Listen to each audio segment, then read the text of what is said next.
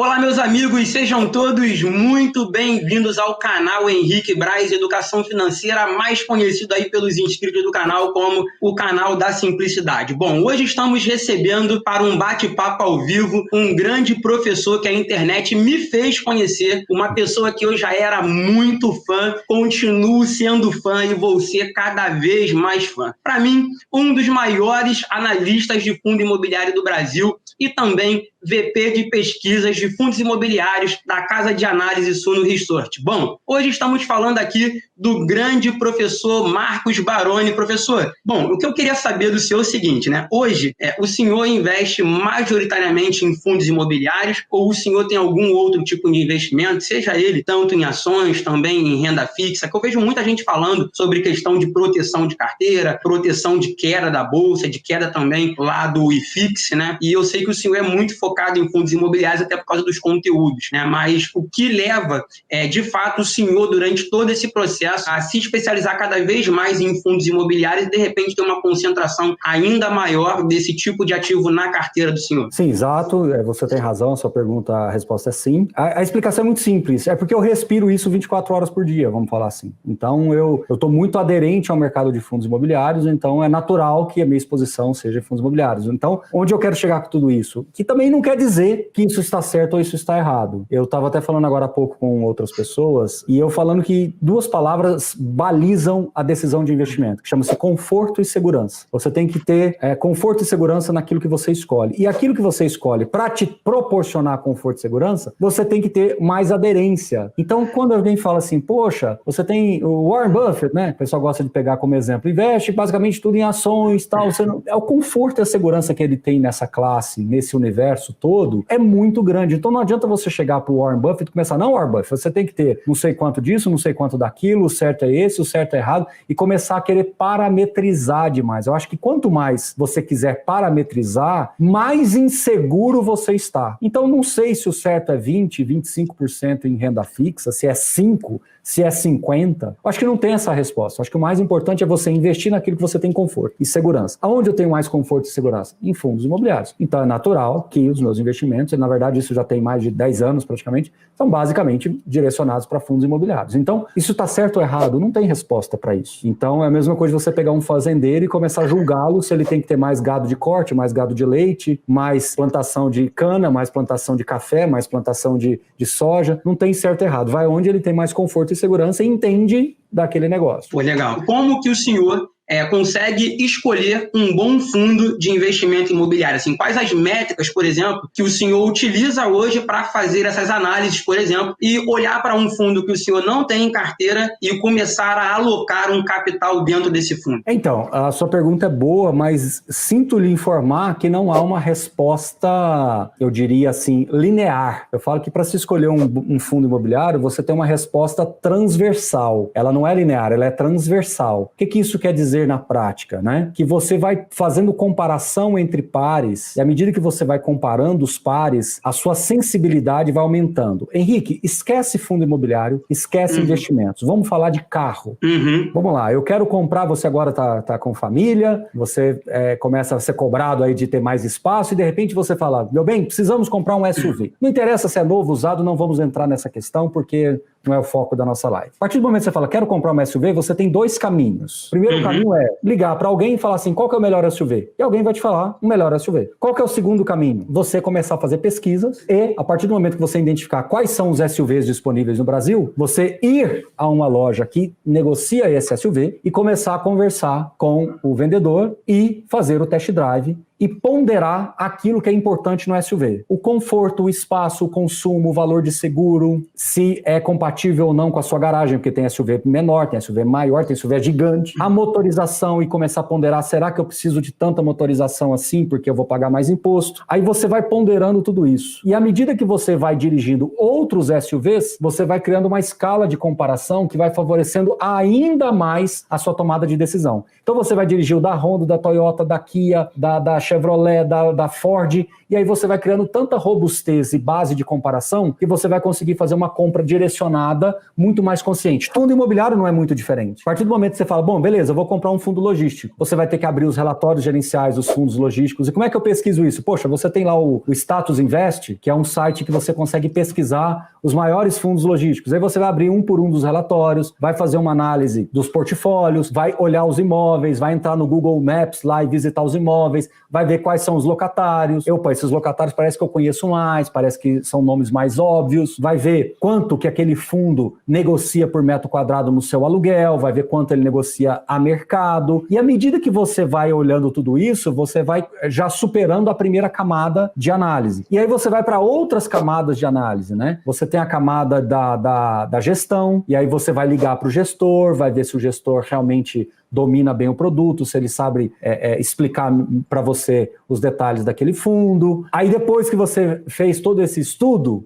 você vai comparar tudo e falar, bom, eu acho que dos logísticos, esses 3 são os mais adequados para mim. Então, veja, não é uma análise, quando alguém me pergunta sobre isso, não é uma análise binária, não é uma análise objetiva, é uma análise transversal. E essa transversalidade, ela pode ir se aprofundando à medida que você vai se dedicando mais ao estudo. Então, quando você abre um relatório gerencial e visita pelo Maps, pelo menos, todos esses imóveis, o seu nível de segurança aumenta muito. E quando você liga para um gestor e começa a conversar com ele sobre isso, aumenta mais ainda. Ah, Baroni, mas eu não quero ligar para o gestor. Então vai lá no canal do professor Baroni lá e tenta ver se ele já entrevistou aquele gestor, já teve a oportunidade de falar alguma coisa. Aí você vai lá na Suno, vê se tem algum relatório escrito, lê as impressões que a gente teve do fundo. Então, Henrique, o que é mais dolorido nesse processo? É que o investimento consciente, ele envolve uma parcela de estudo, ele envolve uma parcela de dedicação. E essa curva de aprendizado, ela pode ser muito dolorida para alguns que não querem gastar um tempinho para isso. Eu lamento muito, mas em algum momento você vai ter que superar esse receio ou essa suposta falta de tempo que você sempre acha que você não tem tempo para isso. Porque você, afinal de contas, está falando do seu futuro. O Henrique estudar fundo imobiliário hoje, ele está estudando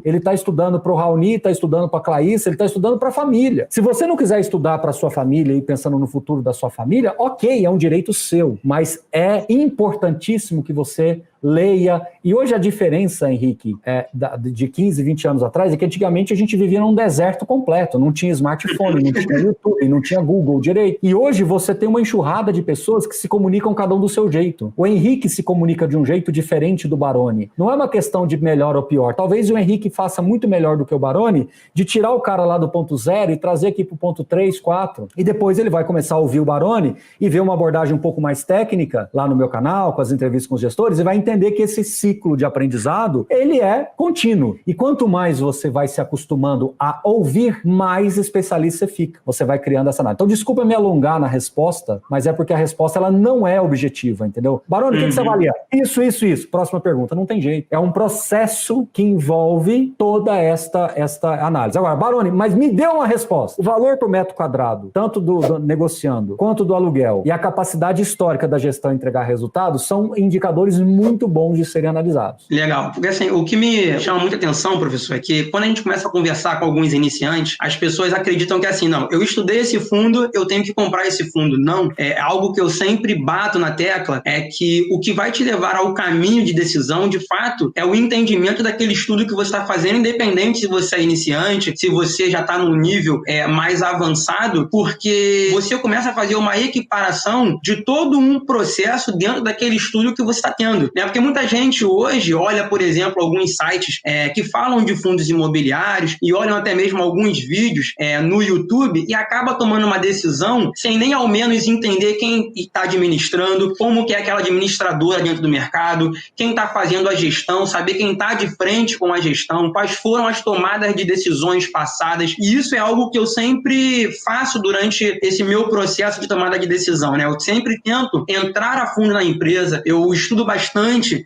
o site de RI, seja das ações, seja dos fundos imobiliários, para conseguir sim vir anotando no meu caderninho, colocando numa planilhazinha de Excel, para no momento certo que eu tiver ali um financeiro e falar, não, realmente essa empresa vale, esse fundo imobiliário vale, eu vou entrar. Não vale, mas valeu o estudo, porque com aquilo eu aprendi bastante para levar até mesmo para uma tomada de decisão de um outro fundo imobiliário ou de uma outra ação que seja ali equiparada aos mesmos pares, né? Então isso é bem gratificante ver o senhor falar sobre essa questão das comparações e trazer também para o nosso mundo normal, né? Comparação é fantástico, Henrique, sob qualquer circunstância, porque a comparação entre pares, ela é uma questão muito legítima, sobretudo no mercado de imóveis. O que faz você saber quanto é que vale a sua casa é você saber quanto é que estão negociando a casa do seu vizinho aí, entendeu?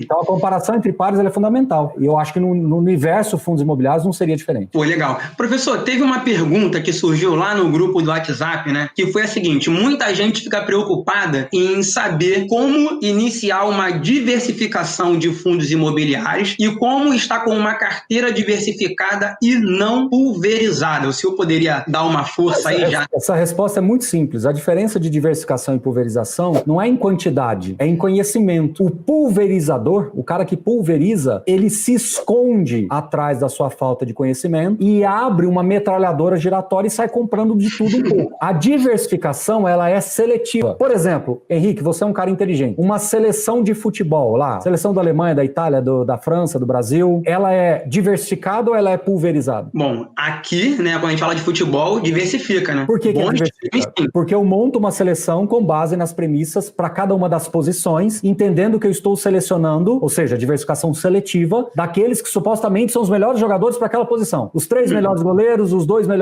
melhores laterais direitos, esquerdos, zagueiros, etc. Não é isso? Sim, claro. O que é pulverizar? É o famoso time catado. Nós vamos bater uma bola entre os amigos, a pelada entre os amigos, é catado. Vamos leva fulano, ciclano, beltrano. Então é a mesma coisa. Eu posso comprar um monte de fundos pulverizados e compro lá 2, 3% do meu patrimônio em cada um dos fundos e monto uma carteira com 40, 50 fundos, ou eu busco uma diversificação seletiva. Quando eu busco uma diversificação seletiva, eu estou tentando ter um retorno marginalmente acima da média. Baroni, isso é muito importante? É pouco? Se você olhar sobre um espectro de tempo, faz uma conta, Henrique, depois você coloca no seu canal. É uma provocação que eu estou te fazendo.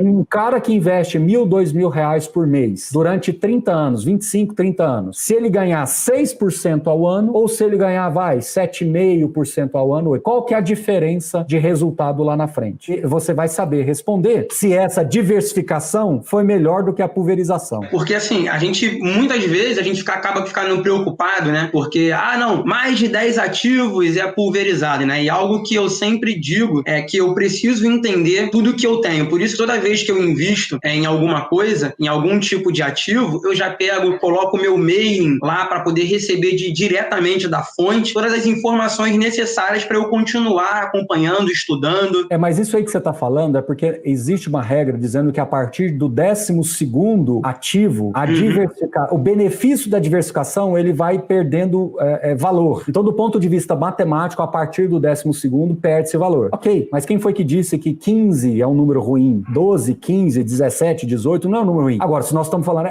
são os exageros, né? As pessoas, é o que eu falo, eu tô cada vez mais fugindo dos extremos. As pessoas são muito extremistas. Falar 10, falar 12, 13, 14, 15, é diferente de falar 70, entendeu? Então, assim, bom senso, né? Porque se a gente não tiver bom senso, não há diálogo, entendeu? Então, assim, a partir de 12 já é pulverização. Calma, 15 de repente não é. Agora, quando a gente tá falando de, entendeu? As pessoas são muito extremistas, assim, tá? Enfim. Fica muito focado na quantidade, menos na qualidade, né? Isso incomoda um pouco. Exatamente. Bom, professor, vamos lá.